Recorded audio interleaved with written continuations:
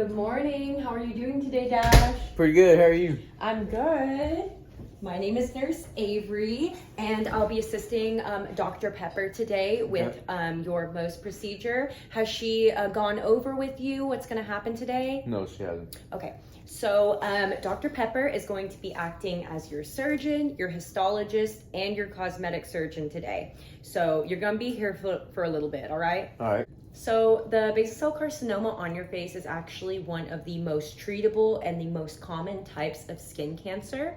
And thankfully, the Mohs surgery that you're going to undergo today is 99% effective for first-time patients. So it's nothing too much to worry about. Dr. Pepper's going to come in and try to remove as much of it as we can today. Okay. So the type of tools that she'll be using, number one, she will be using a scalpel, and she's going to hold it at like a 45-degree angle to kind of make that incision. And she's also going to use a bovie to cauterize your skin. What's a bovie? Yeah. So a bovie will cauterize your skin by using electricity to dehydrate the cells to stop them from bleeding.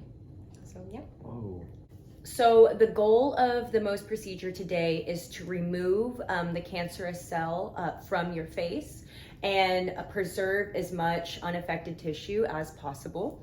So the first thing that's going to happen is Dr. Pepper is going to come in and she's going to look at the basal cell carcinoma, and she's going to map out on your skin what needs to be removed in order to send it to histology. Okay.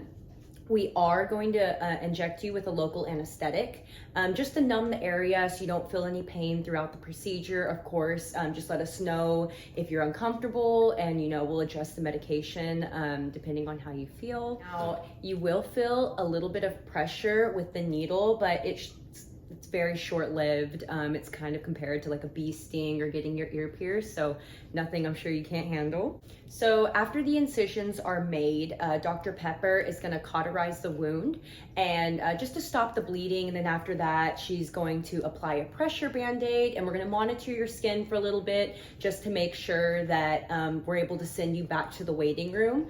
That part of the procedure will take about 1 to 2 hours, just depending on how Dr. Pepper wants to do the incision site.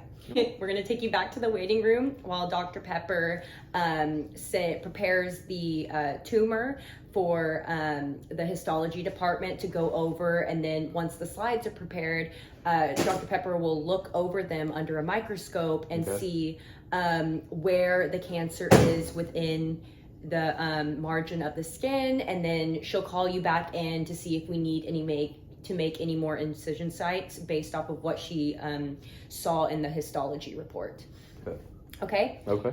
So, do you have any other questions? Is there anything else I can get for you before we get started and get you prepped for surgery? How long is the healing process? So the healing process, once you get your scars, that totally depends on Dr. Pepper and the incision that she makes. Mm-hmm. So I won't have anything for you until after the surgery is completed, and we'll just have to wait from direction from her. Okay. All right. So once we're done, I'll be able to tell you all about the treatment for your scar, how long that's going to last, and then we'll also schedule a follow-up appointment as well. Okay. All right. Thank you very much. Of course.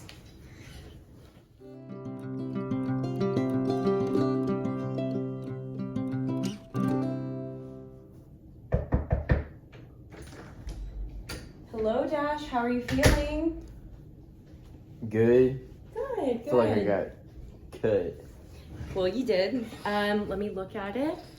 Looks pretty good. Dr. Pepper did a great job.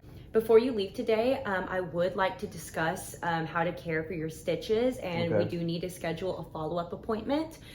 So Dr. Pepper suggested 2 weeks from now. So 2 weeks from now, you'll just come back and we'll remove them for you. There will be a little bit of a scar, but thankfully the incision wasn't too big. So, the scar will practically be unnoticeable within a few months from now. Mm-hmm. Now, the first couple of days are really important with the stitches in. You need to make sure that you're keeping them dry, and you need to make sure that you're keeping it very clean. It will be pink. It will be a little bit itchy and it will be tender. So please try to refrain from touching or scratching your face because we want to make sure that that stays clean. Okay. All right. Please keep it as dry as possible for the first 48 to 72 hours. Please refrain from, intense exercise, swimming, even in like a chlorinated pool. We want to make sure that like nothing gets into that because that could increase the risk of infection and then you'll have to come back sooner. Okay. Please contact us if you feel that it's become infected or, just something's not right. Do not hesitate to call us because we will answer. Okay. Also, after you get your stitches removed, please protect yourself from the sun. We do not want to see you here again. So the best way to keep that from happening is to definitely protect yourself from the sun. So you're already doing a great job of that. You're wearing a hat. I would just apply some sunscreen at least twice a day, especially whenever you go outside. We just want to make sure that we don't see you here again. Right, also, if you want to apply a little bit of healing ointment, like petroleum jelly, to keep the stitches moist while they're still in, that's a really good idea. Okay. But also, I'm going to give you a little pamphlet to take home just to, see how to care about it. But do you have any other questions for me? Can I get your number? No.